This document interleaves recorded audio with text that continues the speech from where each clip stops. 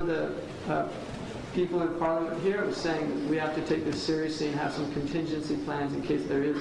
There's going to be something's going to happen. They just don't know the extent of it. Newsweek, January 2nd, 1997, had an article called "The Day the World Crashes," and they had worst case scenario, best case scenario, and even the best case scenario, there were a lot of problems. Worst case scenario was what he said. It'll be like Beirut or something like that. I mean, it's sad they use that as an example. Who do the scholars consider to be mujaddid of the past 100 years? I don't know. There's a sahih hadith, إن الله يبعث على رأس كل قرن من يجدد هذا الدين. Allah will send at the head of every generation somebody who renews the deen. And some of the ulama say the man there does not indicate that it only has to be one, that it can be more than one person. Generally, the ulama recognize certain mujaddidun, like Imam Shafi'i was considered a mujaddid, Imam al-Ghazali was considered, radiyallahu anhum, was considered a mujaddid, and many others throughout history. Is the World Cup and other competitions, a part of the Dajjal system?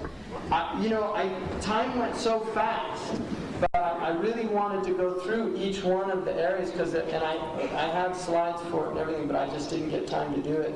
There are each area of this system, which you can identify at the political level, the social level, educational level, medicine, all of the different, the Dajjal, there is a system here. It is Dajjalic by nature. Sports is a major part of it. All right, and there was a beautiful poster here they had big in England that I saw last time I was here, and there was some, skinhead type person jumping up and down and and it said, for some people, soccer is their religion. And then on the bottom it said, we know how you feel. And it was an advertisement for a sports channel. And the point is, that is not hyperbole. For some people, soccer is their religion. It is a religion. And they go to it like they would go to church. They learn, their saints are all the heroes. They want to be just like them, the soccer players. Pele is probably at a level of prophet or something like that. Some people give no importance to Salah. They say we have to establish Khilafah. I haven't met any Muslim that does that, personally. I haven't. There are Muslims that emphasize Khilafah, and the Khilafah, it's true, we're lacking Khilafah, and our enemies recognize that. If you read Samuel Huntington's book, one of the things he says is that the Muslims, since they've lost their head, even though it was a titular head, it did not have real authority or power, he said they have not been able to regain any type of cohesion. And that is true. And we do need a khilafah, there is no doubt. And that is an important element of it. I think where we'll get into differences is what is the methodology that will bring that about. And certainly the hadith, which indicate the khilafah would remain on Minhaj al-Nubuwah for 30 years, is a sound hadith. And then it would become kings fighting for it. And then it would become tyrants. And then it would go back to the Minhaj al-Nubuwah. The vast majority of scholars indicate that that would be at the time of the Mahdi. And I would not be surprised if that's very close. I think that is going to happen, and it might happen in our lifetimes, Allahu A'lam, if Allah gives us a long life. Generations before thought there was age was the last age, yet they survived. Like the generation before, you haven't, you got it wrong. I'll tell you something. This is a really valid question, but what I would say to you, my answer to you is, you should live your life as if the hour was going to happen tomorrow. Maybe I am wrong, but I have to live my life believing that it could happen any time, because that will prepare me psychologically for my own last hour, for my own Y2K crash, my computer crash, when I die, when I end. Because that is a sa'a. Sa'a in Arabic, there's three meanings. The sa'a, as-sughra, wusta, wal-kubra. Sa'a as-sughra is each one of our death. That's our sa'a. The middle sa'a is our generation. In this room, within 100 years, everybody in this room will be dead. We'll all be dead. And that is a qiyamah for this generation. And then the Sa'al Kubra is where the whole earth comes to an end.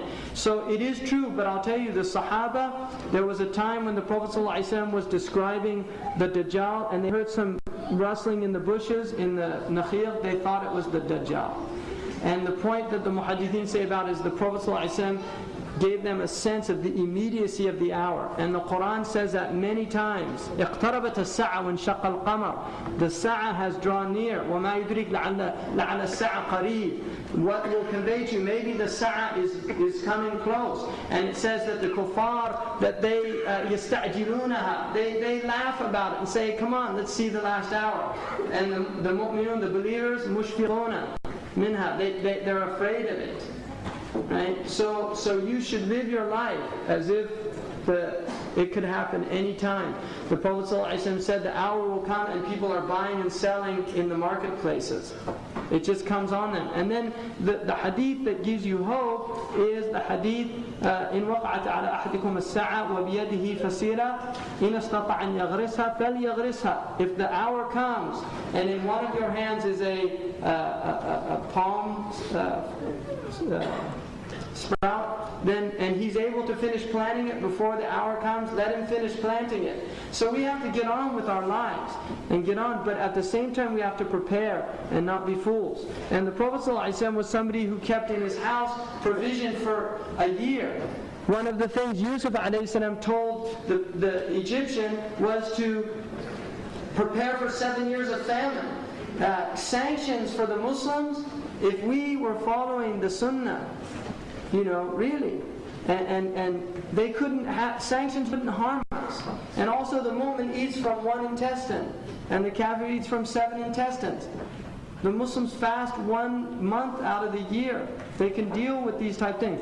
In the history, and I'll tell you something about Iraq, in the Sahih of Imam Muslim, one of the signs of the right before the Mahdi is Iraq is sanctioned. It's in Sahih Muslim. Iraq is sanctioned, and the wheat is not able to get to it, nor any money. And after that, Sudan or Egypt, Mosul, which includes Sudan, and then Syria, Sham, and then يظهر فيكم خليفة يحثو المال حثوة. Then the Mahdi comes, a Khalifa, who the ulama interpret to be a Mahdi, and he disperses wealth. Another sign is the Iraq. The Furat River will begin to become dry. And this is happening because Turkey now is beginning to divert the water, and the water tables and the Furat, it's a sign of the end of time. And the Prophet ﷺ said that the river will uncover a bedrock of gold. In a riwayah kanz min al-dhahab, and in a riwayah jabal, a whole mountain of gold. And when that gold is discovered, many people are going to kill over it. They'll kill for it to get that gold. So that hasn't happened yet.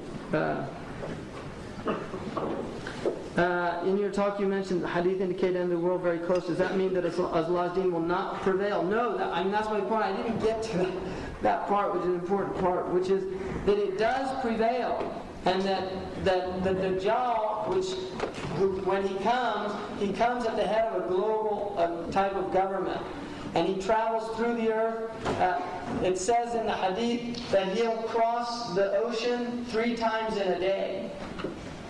In one day. In one day, 3 times. Right? Like the Concorde now, you get 3 flights a day there. And the other thing that he will enter into every city. He doesn't go to little villages. He enters into cities. And which is part of the urbanization